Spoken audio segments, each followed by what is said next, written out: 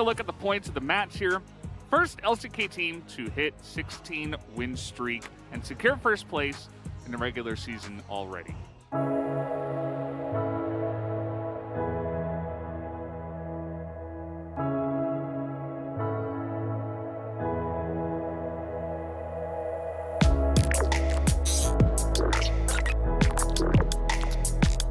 This is bullying. I mean, I was holding no punches, but LCK have taken it a step further. Wow. Come on, production. I mean, there's really not much else to say, guys. Like, this is just the way it's gonna go. We've even highlighted like gold at 10 and gold at 20. Generally, we don't even touch of them. There's just a show. It is rough. In terms of banning here for T1, they take away Clozer's Irelia. They're not gonna mess around with that. Not even going to allow him to have that or the Akali. I personally really like the Ahri pick away here. Will it actually be the Zac? It will be the Kai'Sa mid for Faker. And we have seen this before. Seraphine got some buffs and he's playing it. He's going to add number 16 now to the list on Spring. It is now a viable option. I'm also wondering what build we're going to see Carrier go for, as the Rylai's buffs a couple of patches ago have also been very big. That's more on the farm Seraphine, because Scuttle should still be able to remain parity with Croco, just based off of the edge for Sandbox, and an edge that they need to find. I'm just going to say hello. Very scary, actually, at this point. Well, it's really interesting, right? Because I kind of wonder how the interaction works as, oh boy. Yep. Oh man. To pull this off as the wave slightly heads forward. There it is, looking for the charm here, will miss. As Cleanse still available, Faker just going to ult away as he hits 6. And the Sonic Wave. He would have had the exact same issue, and this is what we talked about. It is actually really hard to punish, and I'm wondering, maybe mid Kai'Sa actually is going to be the main answer into the Ahri blind now. Owner sees some low health bars here, but doesn't have Onslaught of Shadows yet. That's fine. He can zone the two of them away. He's actually looking for the kill. He's going in on ice here with no flash.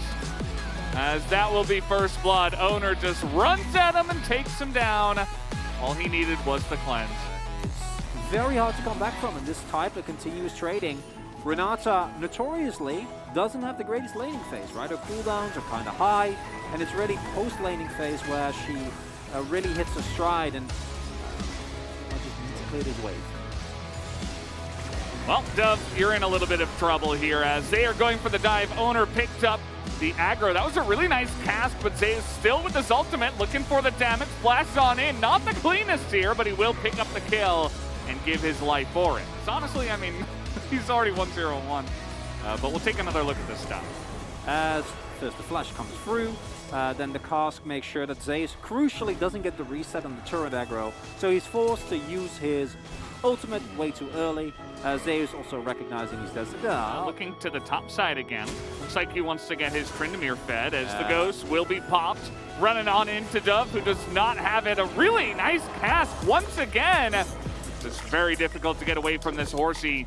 As he will Chilling Smite, but it's not quite enough damage.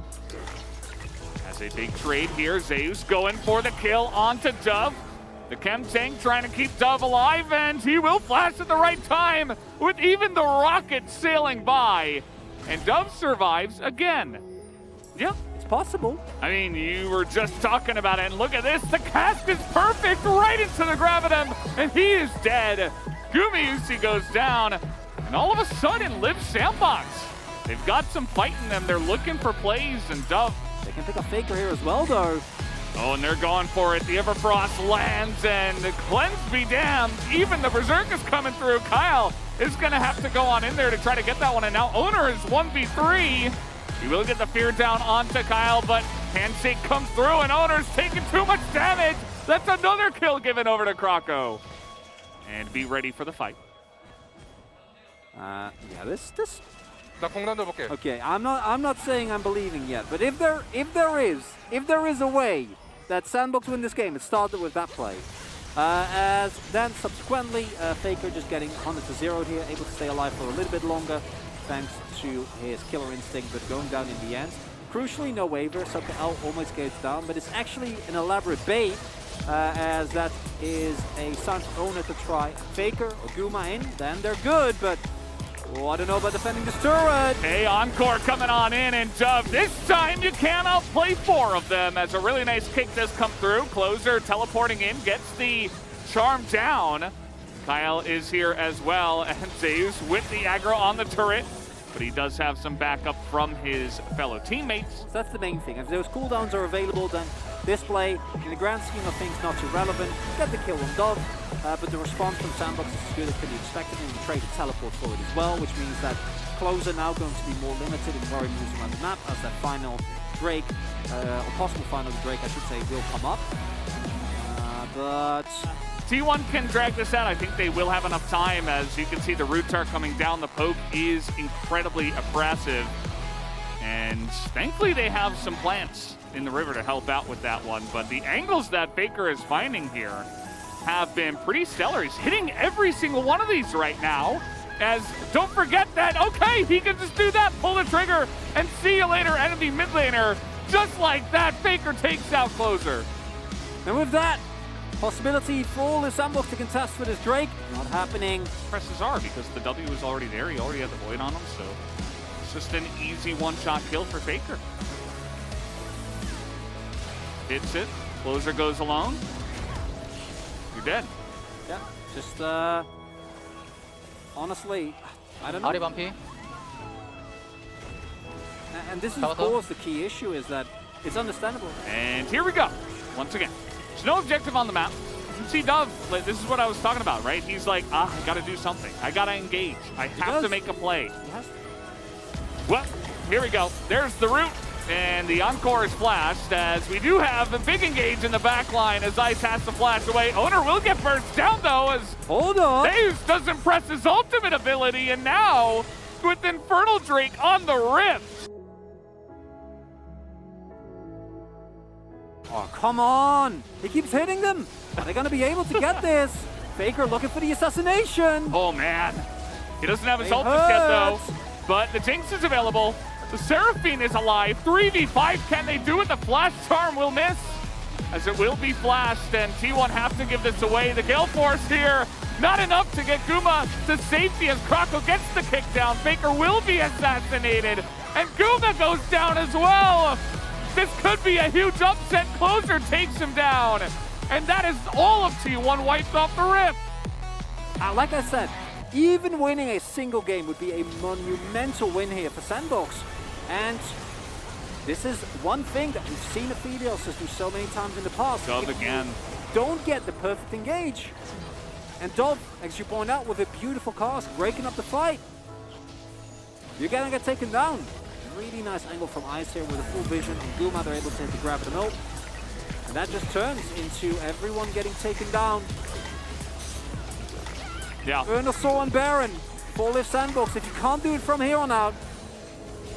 And that's the thing, you know, T1, I mean, they didn't have to go for that dive, as Faker now is going super deep. They want to get a huge punish off now. The Encore will hit one. The Berserk is pretty good, but Kyle at least will go down. And Zeus, he is angry. He will take down 3. As T1 say, I don't give a damn what objectives you take. I am going to take you down. All that matters is winning the fights. And that is something that T1 is doing right now. Only Clozer. And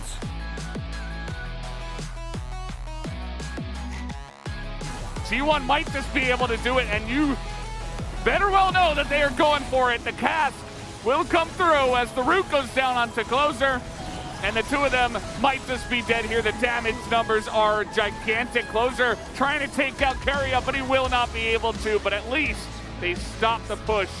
T1 cannot end the game. For the end to come through there, and it is... Previously, we had a possible game-winning play from Dove. This time around, it might be a game-winning flank from Zeus that is able to get 2 crucial assassinations right from the get-go, right? And then Ice is desperately attempting to kite back, not be able to actually do so, as these casts from Dove, man, have been exceptional. Really nice stopwatch from Clozer, and with the cooldowns coming back up and the other turrets still getting a lot of work done here, T1 not actually going to be able to take them down convincingly. Getting incredibly low. Liv Sandbox just waiting to call the bluff. The Berserk comes in, and the smite will go to Owner. And just like that on the flip, the Elder Drake should get the job done. A lot of damage though. Krako looking for the kill. He gets one. Wait. He gets two. And Ice is gonna stand up to him as well. And Zeus and Faker here with the Elder buff. Can they even win the fight 2v5? The stopwatch comes in. Faker's gonna get one. Goes invisible, but the Q is going to land. Flash over the wall, and Krako gets another one. And the game will not end.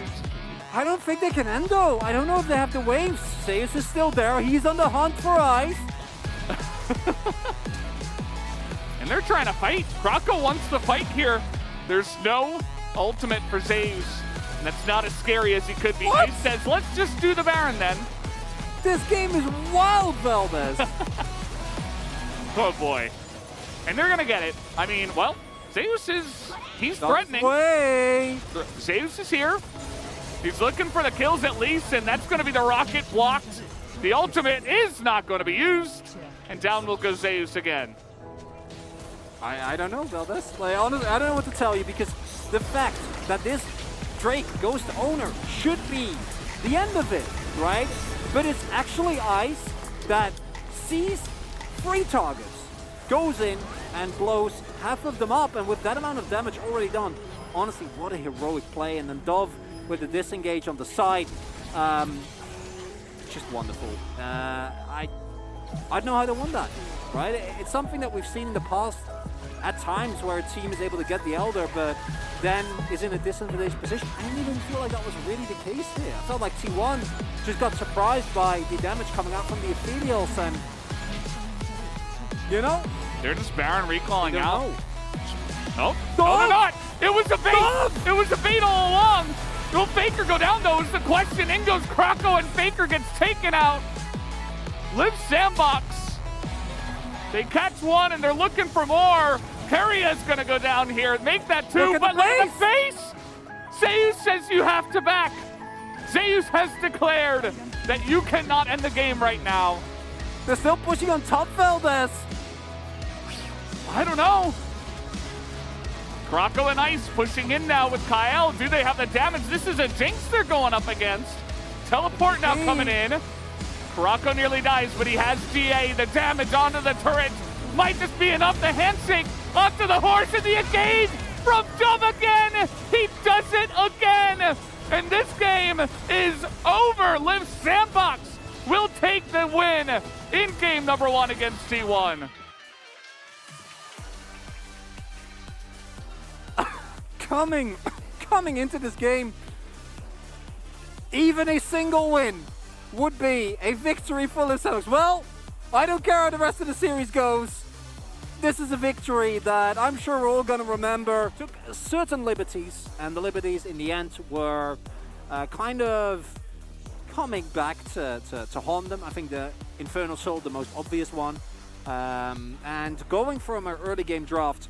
그라텔 생각해보자. 그라텔 생각해. 여타면 기다려. 설리가 맞춰봐. 쌍타 들어갈 때, 쌍타 들어갈 때. 쌍타 들어올 때 해봐. 쌍타 들어올 때 해봐.